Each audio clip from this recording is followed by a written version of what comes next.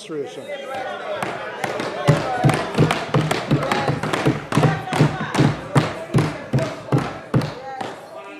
Mr. Speaker, in 2016, JUTC carried 62 million passengers for the year. At the end of 2024, according to their data in the public bodies book, JUTC will carry $18.8 million, 18.8 million passengers. That is less than 30% of the capacity. Less than 30. Right?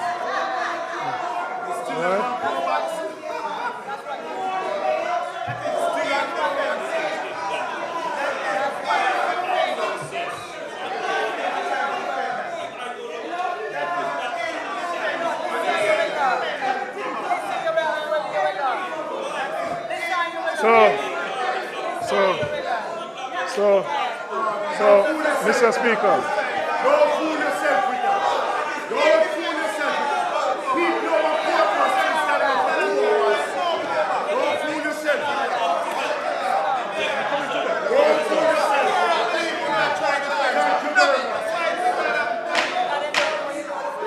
Don't fool yourself with that.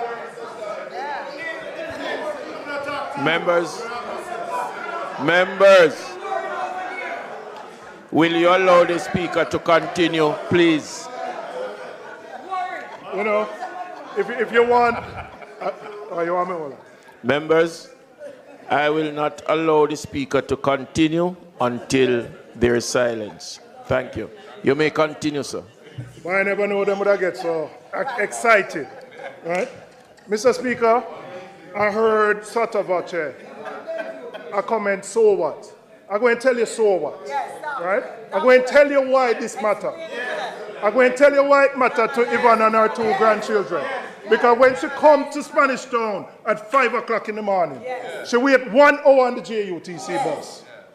She can't get the JUTC bus with her 2 children. She have to go and jump in the coaster and pay $250 to go to school. And the money that she was going to give the 2 children for them lunch money, she have to spend on JUTC. And it take them and her 3 hours to get to school. So you impact her cost of living.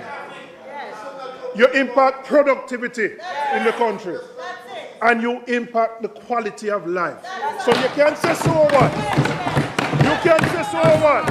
And you know why you can't say so what? Because the people who use JUTC are the most marginalized in our society, from the lowest socioeconomic groupings.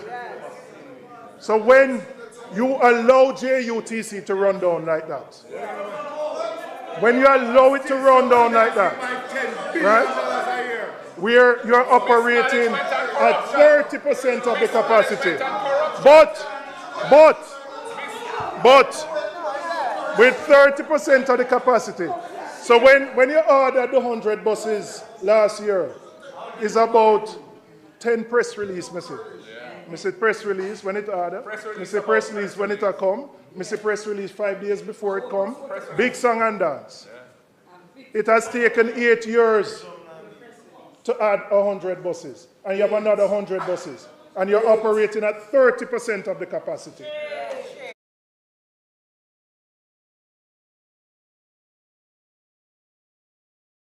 But you know what is worse? The wage bill still running at the same rate as if you're at 100%. The spare parts bill running at the same more. The fuel bill is running at the same it has been. Mismanagement and corruption. So Mickey will go have to deal with JUTC when he come. Because it have to clean up. Because we're just running at 30% of the capacity. But we're spending more money on JUTC. So what? So what mean people have to pay more to reach school?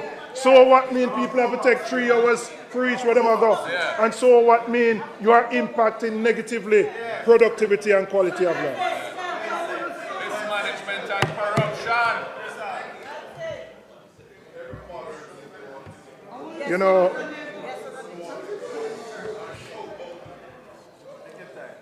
You know, Mr. Speaker,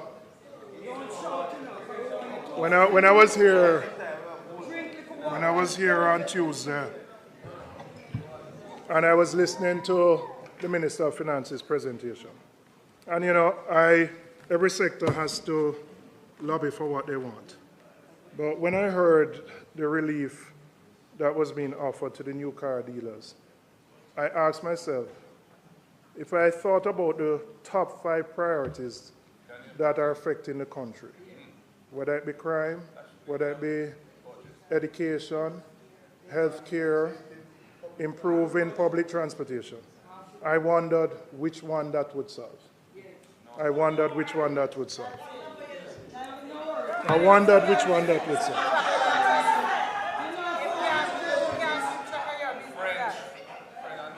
Mr. Speaker, I want to go to public sector and public sector negotiations. Mr. Speaker, I sympathize with every public sector group that has to endure the government's approach to wage negotiations. The way the administration has handled the review has led to protest, frustration, and public outcry. There was problem with teachers over graduate pay and retirement age. We have seen groups of doctors, junior doctors, consultants who have had to take industrial action in recent time in defense of the items they have agreed on. We have seen agitation from other groups, UTEC staff, as well as firefighters and correctional officers. At the heart of the problem, Mr. Speaker, is the government's tendency to sign an agreement with public sector workers only to ignore or to change the terms of the agreement. And then when that is done, and there may be good reasons why it is done, but if it is done, you need to come back to the table in an open and transparent manner and indicate to the persons why it is done. And unfortunately, what we are seeing is that groups will sit down in negotiations with the government, and then the circular, which formalizes what they have discussed and agreed, is a totally different matter. And there is a grave level of distrust between the union movement and the government around this issue. An issue which is important and coming up relates to the increments that have been agreed between the government and the trade unions. And so I want to ask the Minister of Finance whether the budget provides for the payment of those increments, plus the wage claims that the government has received from the union movement. It is important to know so that unions who are expecting that those payments are going to be made at the beginning of the new financial year will know whether that will be done. When we were last in government, Mr. Speaker, we established the Public Sector Monitoring Committee, a critical platform that brought unions to the table, ensuring consultation, transparency, and trust in decision-making. What has become of that committee? We are committing, Mr. Speaker, to restoring that committee because we believe in dialogue, we believe in respect, and we believe in fairness.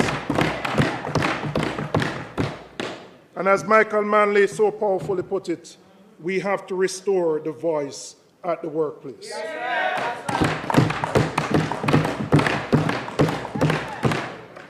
Our public sector workers are far too important to be sidelined, to be left outside, or to be forced to disrupt services just to have their concerns heard. We can do better for them, and we will do better for them, Mr. Speaker.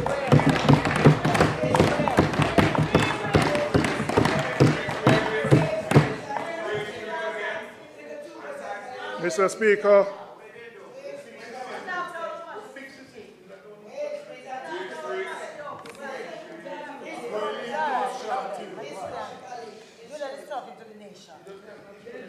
you know, the problem is many of those talking have to talk because they might not be here much longer.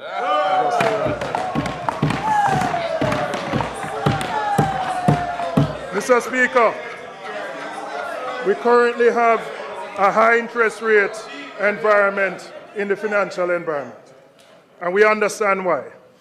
the central bank had to increase interest rates to deal with the issue of inflation. And we had a period where inflation was high and the central bank had to increase their rates. However, the Bank of Jamaica's key policy rate, which influences the interest rates charged by commercial banks, has been on a downward trend. Since August 2024, the central bank has lowered this rate by a total of 100 basis points, bringing it down to 6%. However, despite this clear signal from the central bank, we have seen virtually no movement from the commercial banks in reducing lending rates. This highlights a very serious problem with the monetary transmission mechanism. Mr. Speaker, we have heard calls from ministers on that side, from private sector groups, from us, that there needs to be a reduction in the bank's interest rates. But, Mr. Speaker, we have a three-pronged strategy to deal with this. And at the core of this approach is to improve competition in the banking sector. Right?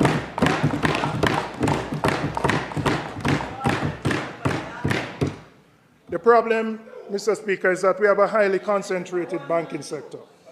Right? And the reason that interest rates are not moving down is because the sector lacks real effective competition. And I know the central bank is working on measures to deal with it. They are going to implement what they call the eKYC system, which will allow people to move and establish bank accounts easier. But that is not enough, and that's not going to be sufficient. The one leverage that the government has, the ministries, agencies, and departments of the government hold about 10% of the total deposits in the entire banking sector. And our commitment, Mr. Speaker, is to introduce competition for those deposits, because the majority of the deposits now go to the two big banks, close to 70 or 80%. And there have been historic reasons for that. But we are going to introduce competition for those deposits, an auction system, so that the smaller banks can get some of those deposits. What will that do? And let me say, you have different types of deposits. You have the current demand deposits, where they need that to deal with current expenses. But you have longer-term deposits. And we're going to auction those so that all the banks, the 11 deposit-taking institutions, can compete for the government deposits. That is our commitment, number 6.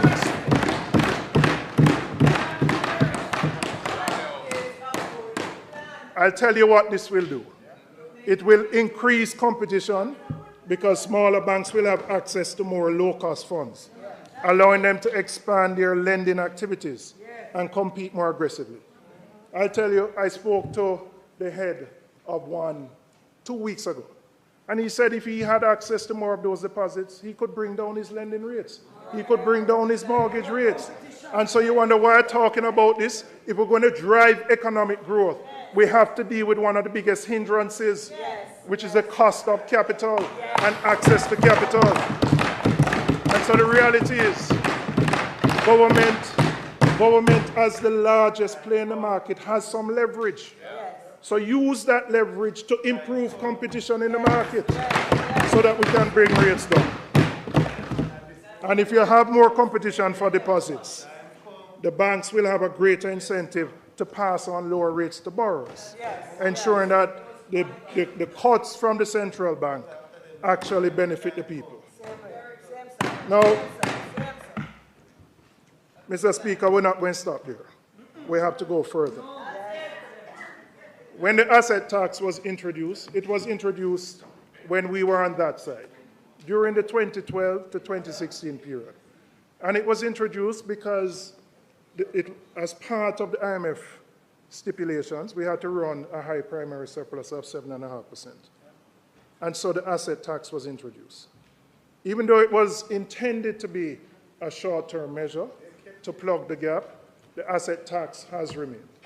And it has been a sore point for the banks.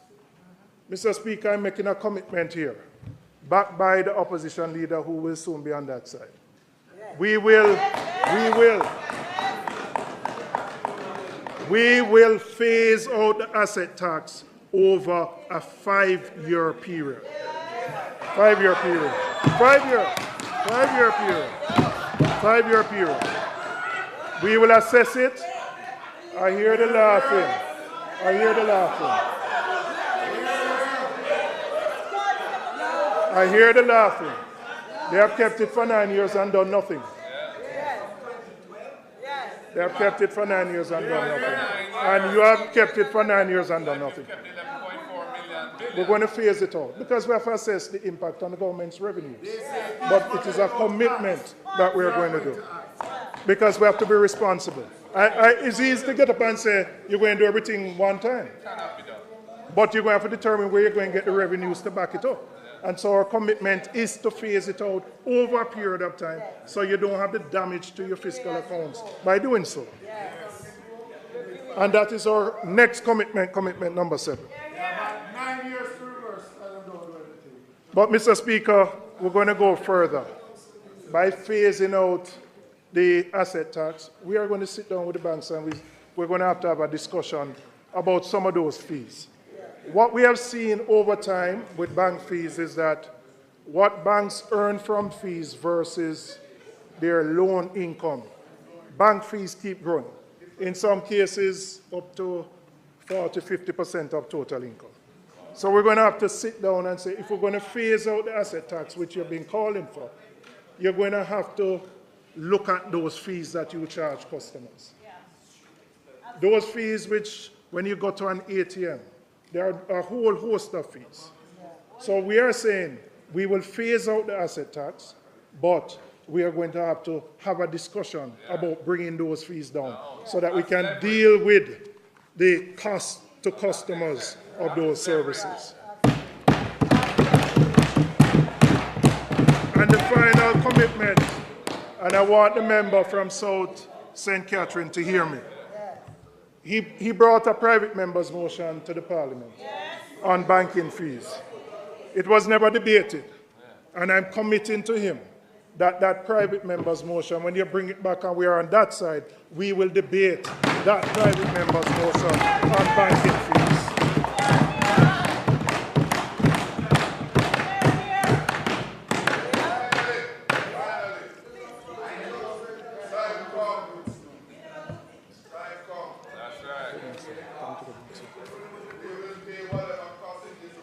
Mr. Speaker,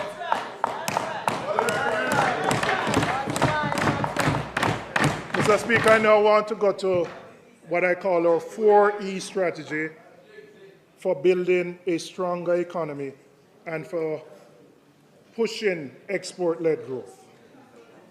And, Mr. Speaker, the reality is that while our debt to GDP ratio continues to move in the right direction, that by itself is not going to be enough to generate the economic growth and to lift the living standards that all Jamaicans need. And the 4 E's are energy, efficiency, the emerging economies, and education. And Mr. Speaker, we have to change how we view growth. To advance, Jamaica must pursue a future where value-added exports play a larger role. We'll never become wealthy by selling just to the 3 million people. And so we have to look beyond our shores to create export-led growth. Our focus must shift towards producing and exporting goods and services that generate higher value. Jamaica can lead the region in producing innovative products in fields like agro-processing, manufacturing, and the digital creative services. We must actively work towards being known for excellence in products that are made in Jamaica and that can command premium prices.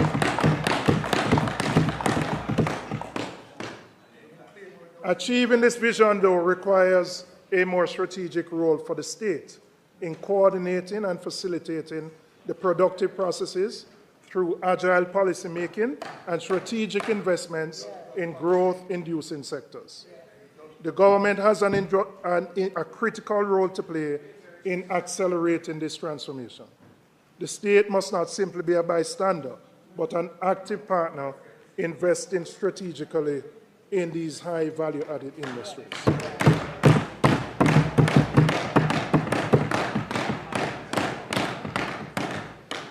Mr. Speaker, the cost of energy is a major component in the productive process of all countries.